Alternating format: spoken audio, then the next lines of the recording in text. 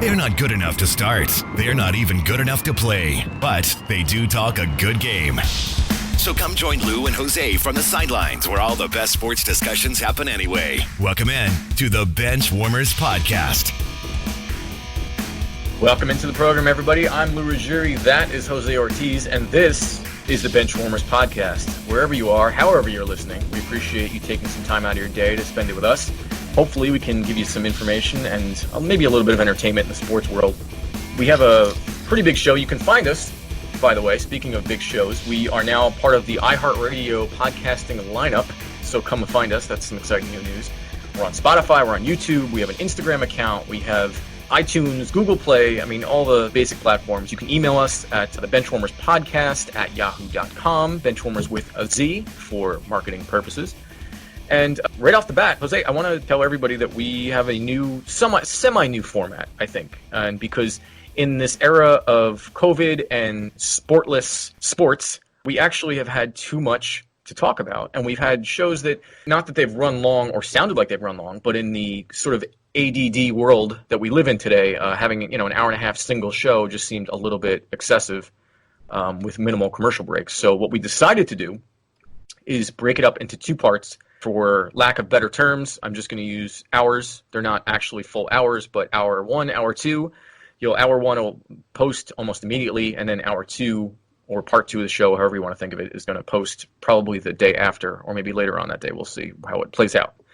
Speaking of hour two, we have a lot to talk about a little bit later. The NBA is returning. That's very exciting. 22-team play-in games.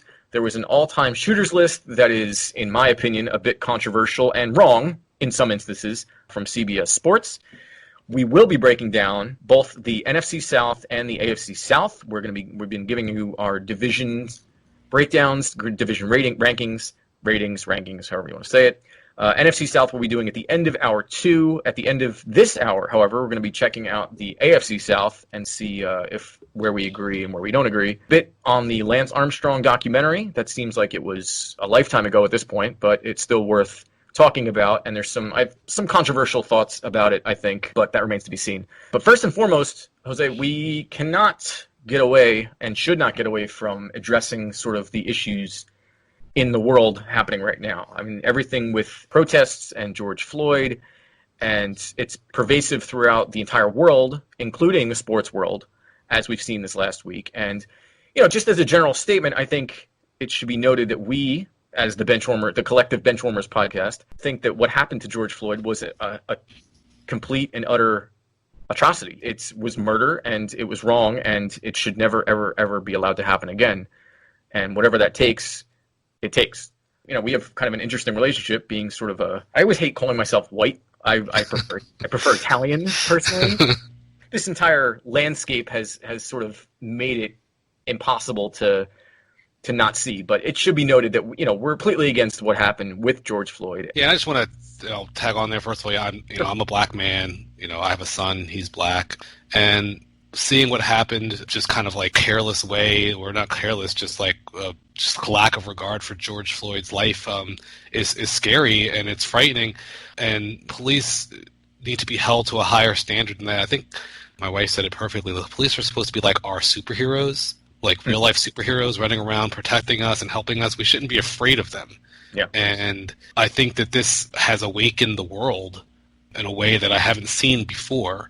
Yeah. And particularly the sports world has just galvanized and rallied and unified around the George Floyd murder in a way that, I've only been alive for 39 years at this point, but I haven't seen anything like this that I can remember. Everyone's just on the same page, and we saw that with the NFL, the video that the players sent to the NFL with a bunch of prominent African-American players, and basically demanding to be heard in their silent protests. And kind of like, this is what Colin Kaepernick was talking about 3 years ago when however many years ago, I guess, when you silenced him and then you silenced us. And now it's time for you to start listening to us. And I commend the NFL and all the teams and the players who have really stepped up during this time to show their support and to say that Black Lives Matter, because they do. Yeah, I think that video is worth hunting down. It's only about a minute long. I don't want to take the time out of this show to play it. Just in case it's any copyright issues. But it's NFL Players Black Lives Matter video, and you can search it. It's on YouTube. It is powerful. It does hit you, and it does strike a chord, I think, in anybody that's seen it. And to your point, I think that the NFL should be. I mean, it's hard to commend somebody for doing the right thing, but yeah. I think that coming out after that, Roger Goodell did say exactly what was requested of him to say by the players in that video, and he did say on behalf of the NFL that they were wrong for silencing and not listening, basically what Colin Kaepernick was saying. So, as good as a week as perhaps the NFL had in that sense, one NFL player in particular, Drew Brees, did not have such a good week, and he got in a bit of hot water with some of his statements after an interview he had on Yahoo Finance. And I think that this is sort of an overarching theme that I've noticed, just kind of sitting back and watching all of this play out. And the biggest problem is people don't listen to each other. And Drew Brees, he was asked about kneeling for the flag, and Drew Brees still went off on the kind of this tangent about, he said, quote, "I will never agree with anybody disrespecting the flag of the United States or our country." And then he goes on to say about what it means to him when he sees the flag, and he puts his hand over his heart, and his family and Marines and armies and armed forces and all this stuff. And that's all well and good. And truthfully, nothing he said was wrong. He didn't, he's saying, "I respect the flag," but what he missed, the part where he missed the mark, is that he wasn't listening to what the real question was. Or he was listening and he was trying to actively avoid it. I don't know which one it is. I'm going to give him benefit of the doubt and say he just didn't kind of listen to what the real question was. He was answering a completely different question. Because the question centered around, and it goes back to Colin Kaepernick. It's, we can agree, and I think everybody on earth could agree that what Colin Kaepernick was kneeling for was a good cause. Obviously now that's been proven beyond the shadow of a doubt, in that Black Lives Matter, and I need you to pay attention to me. Some of the other things he did, I don't approve of, the socks that he wore where it said "cops are pigs," or the Fidel Castro t-shirt he wore, but the main theme of it was right. However, where people got hung up was that they were saying, well, okay, whatever you're saying, fine, but how are you trying to say it is wrong. Therefore, the message must be wrong. And that's wrong. It's just this kind of cyclical, self-perpetuating, perpetual motion of not listening. And I think that's the biggest takeaway from all this is like, okay, if everybody wants to have a voice, if you want to be heard, you have to be willing to listen. And that's an issue. Yeah, and I think the other thing that I took away from this, and I hope people take away, is like, you've got to give people a chance to make a mistake and to come back from it. Drew Brees misspoke. Maybe it wasn't a misspeaking in the sense that he was saying something he didn't believe. He was representing himself in a way. He was misrepresenting himself. He would, like as you said, he was answering something different. He was talking about something different, and it just kind of spiraled out of control. His PR team has never been worth more money than they were in the last week. And it's just, it kind of went from Drew Brees is a great guy to Drew Brees is a racist. And it was like, whoa, like that's, he misspoke. He missed the mark. Let's give him a chance to, before we bury him and cancel him, let's give him a chance to recover, apologize, and restate. And to his credit, he did that beautifully.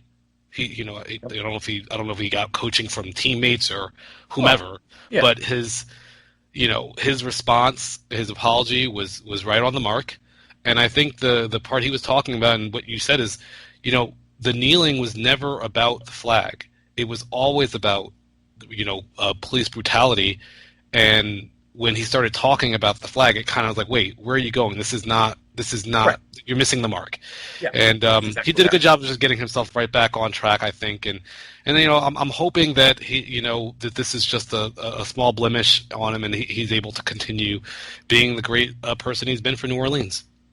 Well, and I think that's was exactly going to be my next point, is that, that crazy precipitous drop from being this like pillar of the community to now being labeled a racist is I think it's a little excessive. I feel like, pardon the pun, but it feels like everything in this world has to either be black or white. Yeah. And to his credit, Drew Brees saw what he said and how it affected people. And, he could have very easily come out and just said, you guys misunderstood me. That's not what I was saying. But he didn't say that. He came out and said, I'll read it to you. He, quote, I would like to apologize to my friends, teammates, the city of New Orleans, the black community, NFL community, and anyone I hurt with my comments yesterday. And speaking with some of you, it breaks my heart to know the pain that I have caused. And he said he takes, quote, full responsibility and accountability. Now, that combined with the fact that, let's not forget, we have such short-term memories, in society and, in sports too. But when Drew Brees went to New Orleans, Drew Brees has done more for the city of New Orleans than the federal government did after Katrina. So all of that, you can't scrub away all of that good work that he did and just say, oh, well, the way that he said this bothers me and now he's a racist. That's crazy. That's wrong. And, he's not a perfect human being, and right. We have to stop expecting people to be perfect. And, I think, like I've said to you in the past, we've had this discussion. When you're an athlete, or whatever, musician, athlete, actor, you're in a public eye, you have to be really, really careful nowadays about what you say, because saying the wrong thing, being misinterpreted could be the end of your career. And if I were an athlete, if my son happens to grow up to be an athlete, listen, you better be ready to risk everything on the things that you believe and say, because if someone misinterprets you, that's the end of your career. You're done. Yeah. And I don't think that's going to be the case for Drew Brees. I think he's going to have a chance to, kind of have a happy ending to the story. But had he not responded the way he did, it could have gotten much worse. Do you think that, so when Drew Brees is up for the Hall of Fame, his induction, do you think that a couple years from now, people are going to look back and, it's going to be, well, sure, it's going to be Drew Brees is the all-time leader in passing yards and the all-time leader in touchdowns. It's going to be, whatever he ends up being. Do you think that there's going to be anybody or a majority of people that are going to say, yeah, but remember that thing he said, now he's kind of tarnished his, is this going to tarnish his reputation permanently? I don't think it's going to be. Or does it'll be tarnish it in your mind? How about that? Let me ask you that way, because you can't. Well, in my mind, no. I think his response to it, I think if he had dug his heels in, maybe it would have been something. But honestly, I think of the whole person of Drew Brees. I'm not going to, define him by, one interview that he had with the Yahoo Finance. I'm going to define him by his entire career. And I don't think, I always say, if you're writing a biography about something or a person, what would be in the first paragraph? I don't think that would be in the first paragraph. He's a great football player, Hall of Fame talent. I don't think that, he happened to make these comments during insensitive comments about the, kneeling. I don't think that that's going to be. Now, there will be some people who remember it.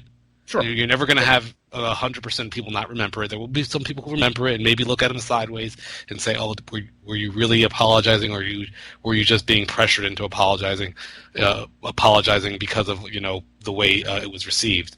To me, I just think that by and large, people are going to look at him as a good person who happened to make a mistake. Yeah, I agree wholeheartedly, and I think if you look at the words in his multiple apologies, I think you can see that they're genuine. That's not just some PR spin. He was shocked by by the reaction. Exactly. He was like, "Whoa, this is not me. Let me correct this immediately." Yeah, immediately, yes. And that too, the immediacy of it does speak to its sincerity. And so I think you hit the nail on the head when you said he's a good person who may have done a questionably bad thing, right? Which leads me to our next segment, which we're going to come right back and talk about.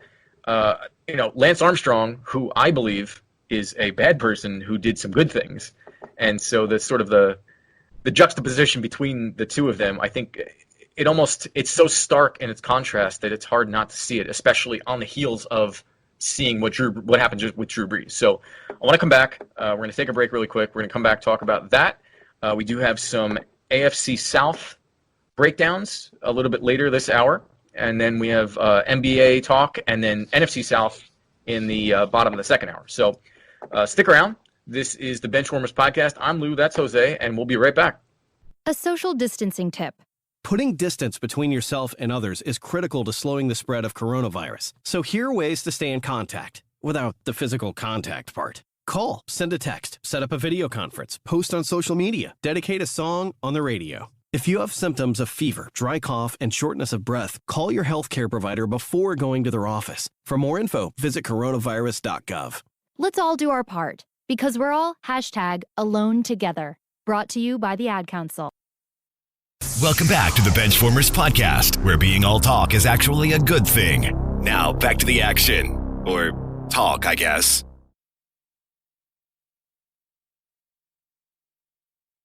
Welcome back to the program, everybody. I'm Lou, that's Jose. This is the Benchwarmers podcast. You can find us, iHeartRadio, Spotify, YouTube, Instagram, the Benchwarmers podcast at yahoo.com. Hit us up, let us know what kind of job we're doing, especially if you think it's a good one. So, Jose, we just got done talking about Drew Brees, who we have now termed a good person who may have done a questionably bad thing. I think, inarguably, in my mind, Lance Armstrong, however, especially after watching part 2 of the Lance documentary on ESPN, is in my mind a bad person who happened to do some good things. And there's some things that I want to just throw out there, and I want to get your reaction to them. But I had a lot of thoughts going into this, and a lot of them kind of go in very different directions. So we'll start with one. But Lance, there's a couple things that I realized. If Lance Armstrong doesn't get testicular cancer, no one cares about cycling. This never becomes a thing. Yep. I think it's sort of just, cycling is at best, it's sort of a peripheral activity that people pay attention to, and only if the U.S. is in contention. It's sort of like the World Cup. It's just, in America, if we're not good, we don't care. And so Lance winning might have gotten some attention, but the story of Lance Armstrong with coming back from cancer and, having this incredible renaissance, going on to become the best cyclist in the history of cycling, certainly garnered a lot more attention than perhaps it would have had he not gotten sick. So that's first. The second thing is, and I wanted to see if you agree with this, I saw some hints of, especially on the heels of The Last Dance, the Jordan documentary, Lance has some very clear, there's some clear delineation I can point to, and some ties to Michael Jordan and Barry Bonds to some extent. Because he has that competitive spirit where it just is win at all costs at everything all the time. And we kind of saw that with Michael Jordan. And Lance, with his denials, it was like he almost had to win at convincing people that he was right, despite all of this incredible, insurmountable evidence to the contrary about him doping. And it just... I don't know if there's any other athletes that you might attribute to him in that scenario, but just right off the bat. Yeah, I didn't. So I'm gonna say I didn't really draw a big parallel to, Michael Jordan. Like, I guess winning at all costs, but I don't know. Like, I think that Michael Jordan, and it could just be because he never got caught doing steroids. I don't know. Not that I care that much about the steroids, but I just don't think Michael Jordan is an inherently bad person. Right? No, absolutely. And as we were talking about Lance, I was like, it's funny, like, when you said, bad person doing a good thing, I was like, is Lance Armstrong a bad person? And after just, like, reading through some of my notes, I'm like, yeah, I have it written down right here that he's not a good person. So obviously when I was watching the video, watching the second episode, he's just a bad person. And when a bad person gets power and money, they become worse, And I think we saw that. Now, the winning at all costs, I think it was save my legacy at all costs, right? Because if we're being honest and we're being fair about this, while there were allegedly some clean bikers based on, what we saw in the 2 episodes, by and large, and it seems like everyone was saying this, it was pervasive throughout the sport. Doping was pervasive throughout the sport, and a plurality, a majority of the bikers were doing. I mean, that's how he got outed. All these bikers said we were doing it, and so was Lance. Yeah. So that's kind of what got him these sworn affidavits from all these bikers who basically were saying, yeah, we were doing steroids. We saw just Lance doing steroids, and Lance still was the best athlete when everyone was doing steroids.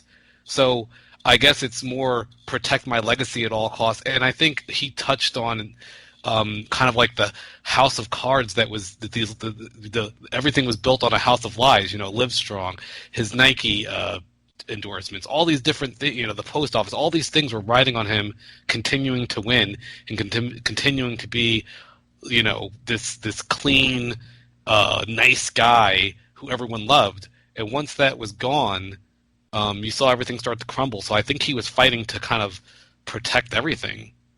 Yeah, and I think that his what he did with Livestrong for cancer patients. I think there was one of the founders of a fertility clinic kind of pointed it out, and she said, you can't deny what his presence did for cancer patients everywhere. It made it be okay.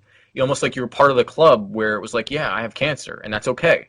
And so the good that he did is there. You can't take that away from him. But I think where I get lost and what I see as him being kind of a bad person is the vitriol and the ferocity that he went after people who tried to tell the truth. I mean, anybody that's willing to try to keep somebody quiet from telling the truth it makes me wonder. And that's where it goes wrong in my book. Even if his life was on, like, his whole life was on the line, so of course he's going to lie to protect what he thinks he's rightfully earned. Attack people in a way and try to discredit them and cast aspersions and just all of these these horrific attempts to just stifle people's comments. It was a little too much. And where I bring up Barry Bonds, I kind of feel the same way about Lance Armstrong as I do with Barry Bonds. Yep, that's a good comparison. It's, and you touched on it. You said, it was a throwaway, but you hit it right on the head. You said, I don't really care about the steroids.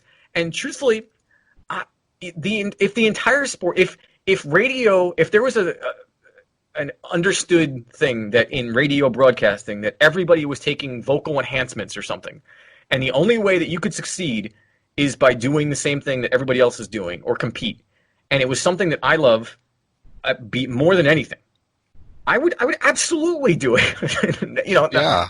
I'm not saying that that's what anybody else should do, but if I'm being honest with myself, and I was as enamored and enthralled with cycling, and I looked around and everybody is beating me, and especially if I was in Lance Armstrong and I say, oh, I got dealt this just awful hand of cards, and what, I'm supposed to just fade away because I got sick? F that, no way. I absolutely would be doping. And so I don't have a problem. I just don't have a problem with it. I don't see the problem. You're an adult. You're making a decision. It's your body. You have the right to do whatever you want to do. Obviously, it's against the rules, so that changes things. But if everybody's ignoring the rules, then you're the one guy who's doing 54 miles an hour. Meanwhile, everybody's speeding past you doing 80 miles an hour on the highway.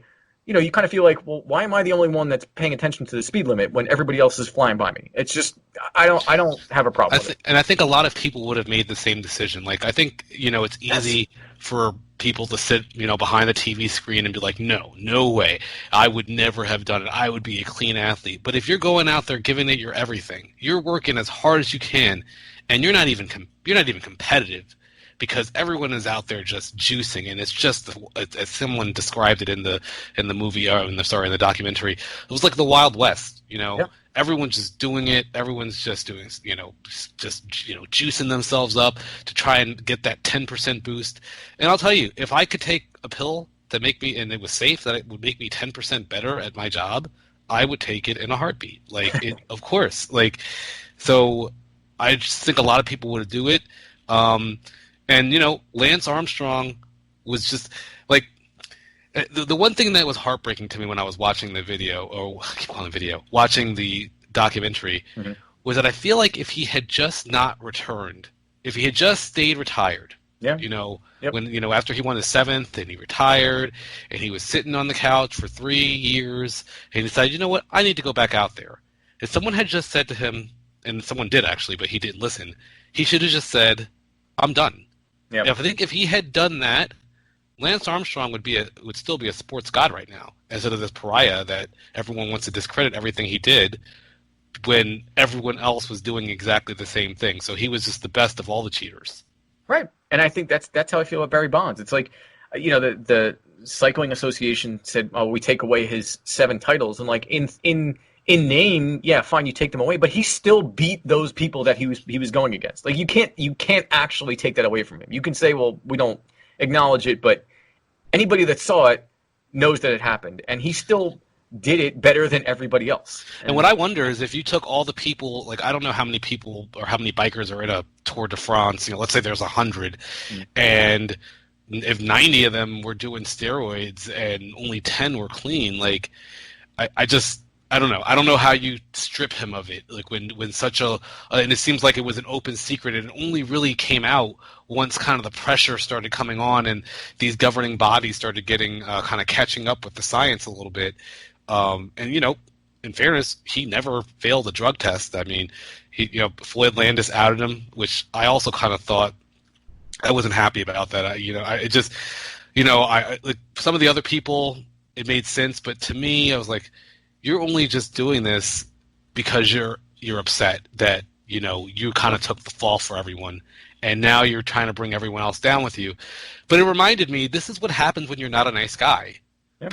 When you're not a nice guy, people don't want to look the other way. People will get jealous. They want to tear you down. Yep. They want to get even with you. And Lance kind of put himself in that position by being kind of, you know, a bad guy.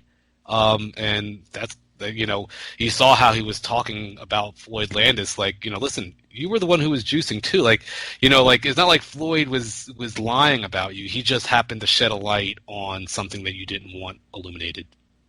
Yeah, and I think it behooves me to mention that if you haven't seen the documentary on Netflix, Icarus, it's been out for a while, but it sort of is unintentionally outs the entire doping community in cycling, and it's just fantastic. I mean, it's a documentary, but it is more riveting than any Hollywood script you could imagine. So, I would love to see a documentary about the steroid era in baseball. I know I said that last week. Absolutely. Hopefully someone else is listening and can make that happen.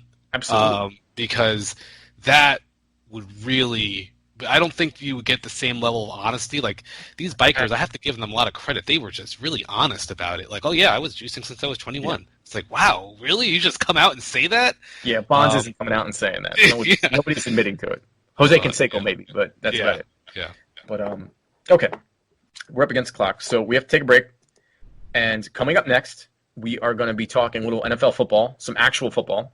And we've been ranking our divisions, NFL divisions. Next up is going to be the AFC South. So we're going to rank them in order. We're going to see where we agree, where we disagree, and kind of give you some reasons why. So stick around. This is the Benchwarmerz podcast. I'm Lou, that's Jose, and we will be right back. A social distancing tip. While the CDC urges you to avoid close contact, like hugging or shaking hands, there are other non-physical ways to say hello. Wave, wink, use sign language, salute, smile, give the peace sign, throw up an air high five, do jazz hands. Remember, stay a minimum of 6 feet or 2 arms length away from others, and stay home if you can. For more info, visit coronavirus.gov. Let's all do our part, because we're all #AloneTogether. Brought to you by the Ad Council. And now back to the Benchwarmers podcast with Lou and Jose.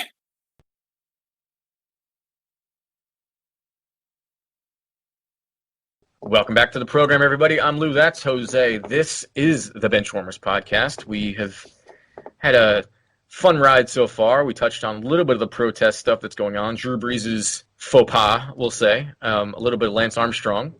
And now, Jose, it's time to talk some NFL, some real NFL, not just players making mistakes in social media. So up until this point, and you can go back to you can check our Facebook page if you'd like to see our previous division ranks. We've been kind of going along steadily and to kind of keep football on the forefront of our thoughts and minds, ranking the divisions in order of who we think is going to be, you know, the division winner all the way down to the division loser. And we're not touching on records because the math in that hurts my head, and I was told very specifically there would be no math involved in this show, so we're not going to be doing that. But it is the AFC South, and so I'm going to ask you first. I'd like you to go first, and just tell me who you think the winner of the AFC South is going to be in the 2020 season. Yeah, well, just a real quick recap of the AFC South last year, just in case people have forgotten. The Texans won the division with a 10-6 record. The Titans were right behind them at 9-7. Colts were in third place at 7-9, and Jaguars were at 6-10. So I think just based on, I think the Colts are my favorite to win the division right now. I think they're the only team that has made enough additions in the offseason and in the draft that I actually think that they're better. I'm just going to start with my argument here. First, they have a favorable early season schedule, which will allow them to get off to a good start. Only 2 of their first 8 opponents had winning records in 2019. They've upgraded at quarterback, in my opinion, from Jacoby Brissett to Phillip Rivers. Just to illustrate that, Brissett was 27th in passing yards, 26th in completion percentage, 26th in touchdown passes, and 18th in passer rating last season. That's all bottom half, and Rivers was considerably better than that. He's going to be an immediate upgrade on a team that won 7 games last year despite terrible quarterback play. Then you add in a healthy T.Y. Hilton. You have Paris Campbell coming back for a second year. A lot of people are predicting a breakout year for him. Michael Pittman was drafted at wide receiver. They drafted Jonathan Taylor, who's, in my opinion, was the best running back best running back in the draft this year, and are returning all 5 starters on a dominant offensive line. Oh yeah, and they added DeForest Buckner and Xavier Rhodes to a defense that was already decent. Not only do I think that the Colts are the division winners, I consider them dark horse Super Bowl contenders. Wow, that's aggressive. I disagree. I have the Colts at number 2 for most of the same reasons that you just said, but I still have the Houston Texans winning this division, and they were 10-6 last year, as you mentioned, and it's a combination of things. I think that the Titans, I think, are going to take a step back. The Jaguars are going to be in the Trevor Lawrence sweepstakes. They've already given up before the season even started, and granted. They did lose probably the best wide receiver in the league in DeAndre Hopkins, but they did add Randall Cobb. They did. David Johnson's not really anything important, but Deshaun Watson is sort of the X factor here, and I think that he's going to take another step forward. And their division, their record, or their schedule rather, is it's pretty easy coming up. Aside from the division games they have, they play the Ravens, Steelers, Bengals, Browns, Vikings, Bears, Packers, Lions, Chiefs, and Patriots. Outside of the Ravens and the Chiefs, I don't see any game that is not winnable in probably in the Texans' favor. So their schedule is easier than maybe some other division winners from last year. And just the combination of talent and, the Texans have a great history of winning the division and then bowing out immediately in the first wild card game of the playoffs. And I see them just doing that exact same thing all over again. Yeah, so I'm going to just disagree a little bit. I think the Texans will be a decent team, but I actually have the Titans ahead of them for the second place team in the division. It's mostly that I think the Texans have gotten worse, and I think the Titans are basically the same, right? And so the Titans were a 9-win team last year. I think the Titans are probably going to be a 9-win team again this year in that area. It seems like they're going after a Super Bowl. They signed a whole bunch of guys to a 1-year deal. They franchised Derrick Henry. They spent their first 2 picks, Isaiah Wilson as offensive tackle and Christian Fulton at cornerback, basically as immediate contributors. And they gave Ryan Tannehill nearly $30 million a year. I don't buy that they're Super Bowl contenders, but I think they'll be good enough to make a postseason. Make the postseason. The loss of Jack Conklin at right tackle will hurt, especially for a running team. But I think they'll be fine. They also, they already had a decent, kind of like a middle of the pack defense. They signed Vic Beasley, guy who once had 15 sacks in a season. They signed him to a 1-year deal. It's not like I'm expecting the Titans to be this great team. I just, to kind of follow up what you were talking about with the Texans, I just, when your biggest offseason move is bringing in Randall Cobb, I just, I don't want to, Brandon Cooks is a good receiver, but injury prone. He's maybe one big hit away from his career being over with the amount of concussions he's gotten. What version of who is David Johnson right now? I don't know. Is he an elite top 5 running back, or is he the guy we saw last year? Because I don't know who he is. It's just very hard for me to be overly optimistic about this team. I think that Deshaun Watson is a great quarterback. J.J. Watt is good, great defensive player. Whitney Merciless, Larry Tunsil, they have great players. I just don't think they have a great team. I think the loss of DeAndre Hopkins is monstrous, and I don't know. And they didn't also draft any immediate starters, at least it seems when you look at their draft. I don't know. I see a team that got worse, and you only won 10 games last year, so you're getting worse. What does that mean? You're going to win 7 games, 8 games? I don't know. I'm just not buying the Texans as a very good team this year. It will be the first time in Deshaun Watson in the last 2 years that they win fewer than 10 games, though. So it would be bucking a trend, I will admit. All right, so you have, up to this point, you have the Colts winning the division. You have the Titans coming in second place. You have the Texans in third place. Okay. Yeah, and I think we can both agree that the Jags will be in the Trevor Lawrence sweepstakes. I mean, how can they be anything but the last team in the division? They'll be competing for the number 1 pick. They had only 2 Pro Bowlers returning from last season. I'm expecting a 3rd straight losing season. Their defense is a shadow of what it once was. Gardner Minshew looks decent. I don't think he's the future. I could be wrong. I just don't think it's the future. DJ Shark, looks like a good probably number 2 receiver or number 3 receiver. I don't know. I just don't think there's a lot to get excited about with the Jaguars. I'm not sure if there's really much else to say about them. Yeah, so I have the Colts in second place, and you mentioned a lot of reasons. I mean, they have a stout running game. Their offensive line is probably top 5 in the league. I mean, they have a pretty solid base to work around. DeForest Buckner, like you mentioned. I mean, even Xavier Rhodes, who had a subpar last year. I mean, he's still an upgrade in a little bit on that secondary. But Philip Rivers is the problem here. And I watched some Chargers games last year, and I understand the Chargers didn't have nearly the offensive line that the Colts have. But some of the decisions that Philip Rivers made they were just putrid, and they were mind-boggling. For somebody who's been in the league a decade and a half, what were you looking at? And that was more than once. And so I think that Rivers granted, he might have a Cinderella season. It's possible. Anything's possible, I suppose.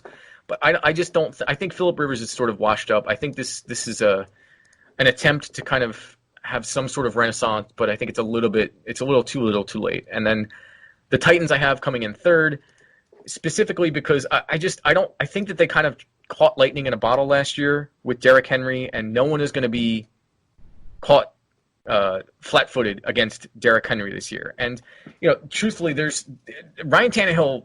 I'm not really a Ryan Tannehill believer, and I don't think that I'm in alone with that. But even in like their wild card win last year against the Patriots, I mean, he completed 8 of 15 attempts for 72 yards. He had a touchdown and an interception. I mean, that doesn't win you games. In the next win, it was 7 of 14 passes for 88 yards. Like that's football from the mid '80s. That's not winning. That's $100 million quarterback money. And granted, he did have Derrick Henry, but Derrick Henry we oftentimes just sort of forget about the mentality and the mindset of some of these players, and especially running backs who are getting the shaft in recent times. And he's getting the franchise tag, but remember, Le'Veon Bell was going to get franchise tagged, and he said no, I want a contract. And it would not surprise me in the least if somebody who had a season like Derrick Henry had last year to turn around and go, no, this guy he completed 7 attempts in a game in a playoff game. He gets $100 million, and I'm going to have to sit here and just take this franchise tag? No, I'm not doing that. So that's something I hadn't considered. Okay, yeah. I'm sorry. No, I hadn't considered that dynamic. I didn't even think about that, but that's a good point. Go ahead. There's going to be some dissension in the ranks. I really do. Mm-hmm. And Mike Vrabel is a good coach, so I think he'll hold them together, which is why I think they'll be competitive. I think it's going to be close, but I don't think from top to bottom they have as complete a team as the Colts or the Texans do, despite the Texans. Granted, I will agree that they took a step back. And then the Jaguars, I mean, we don't really talk about it. Nobody cares about the Jaguars. The Jaguars don't even care about the Jaguars. They've been dumping talent all the offseason. I mean, we've seen it. Jalen Ramsey last year, Calais Campbell's gone. I mean, Gardner Minshew is going to be their starting quarterback. Nick Foles, they paid $25 million and then just let him walk out the door. And so, we don't have to talk about the Jaguars. I just want to address. Yep. I just want to address a couple things you said. Yep. Phillip Rivers, yes, he looked terrible last year. I think there may have been a situation where he may have overestimated his arm strength a little bit, and I can make this throw, and then it was like, oh, that I zip that pass, so I can't. And what I'm hoping is that there was an education and like an adjustment, right? Some players never are able to make that adjustment. And he's just like, hey, but other players are able to kind of like, I look at Larry Fitzgerald, he's not a quarterback, but, maybe Tom Brady is a better example. Maybe he doesn't necessarily make the same throws he used to make in 2007, 2008, but he's found a different way to be effective. And I think that Phillip Rivers has the ability to find a way to be effective. And, yes, it helps having a better offensive line. Ryan Tannehill, I think it's a fair point to not necessarily believe in him. I do want to point out, though, he does have 2 4,000-yard passing seasons to his credit. When he's with the Dolphins, 3,900. By the way, 2 out of what? 9. He's actually only been in the league for 7 years, but 24 touchdowns, 17 interceptions, 3,900 yards is not bad. 27 touchdowns, 12 interceptions, 4,000 yards. That's basically what Aaron Rodgers had last season. 4,200 yards, 24 touchdowns, 12 interceptions, not bad. He just in his final season in Miami, it didn't go very well, and I just wouldn't necessarily. Adam Gase was the head coach. We know what happens to offensive players with Adam Gase. I wouldn't necessarily assume that Ryan Tannehill is a garbage quarterback. I don't think he's a garbage quarterback, but I think that the Mike Vrabel did his best to protect the team from putting the game on his shoulders last year. Yeah. And all I can say about Derrick Henry is, listen, when you have a tank running at you, you can know that the tank's running at you. What are you going to do? Like, the tank is still coming at you. And that's what I look at Derrick Henry. Yes. He's a tank. Sitting on the sideline. I don't think that people are going to take the Le'Veon Bell route. I don't think that Le'Veon Bell did get another contract, but I could be wrong. I don't think he got the money that he was wanting to get. He ended up just losing a year. And so, I don't know. I don't think people are going to take that route, the Le'Veon Bell path, too often. I think that's a one-time thing. Yeah, remains to be seen. So, and you were right. Ryan Tannehill was 2012 draft. Sorry. So it was 2 out of 7. So for his 4,000 yards. But Jose, that'll do it for hour 1. So we got to wrap it up and take a break. So we're going to try this out. So stick around. Coming up next hour, we're talking a lot of NBA, and we're getting to the NFC South. And I'm curious to see. I mean, we were wildly different in that last bit. Just to recap, I have the Texans, Colts, Titans, Jaguars. You have the Colts, Titans, Texans, Jaguars. It's very interesting. And we're going to keep score, so to speak, pardon the pun, but we'll keep those handy. So coming up, when the season actually starts, we can kind of pay attention and have bragging rights one way or the other. But that's a little bit down the line. So stick around. Coming up next, we will be talking some NBA. NBA is on its way back. And then there was an all-time shooters list that I have a bit of a problem with. And we'll discuss that and more on the Benchwarmerz podcast. Thanks for listening to the Benchwarmers Podcast. Follow along with us on the Benchwarmers Podcast on Facebook and Instagram. And don't forget to review us on iTunes, Google Play, or wherever you get your podcasts.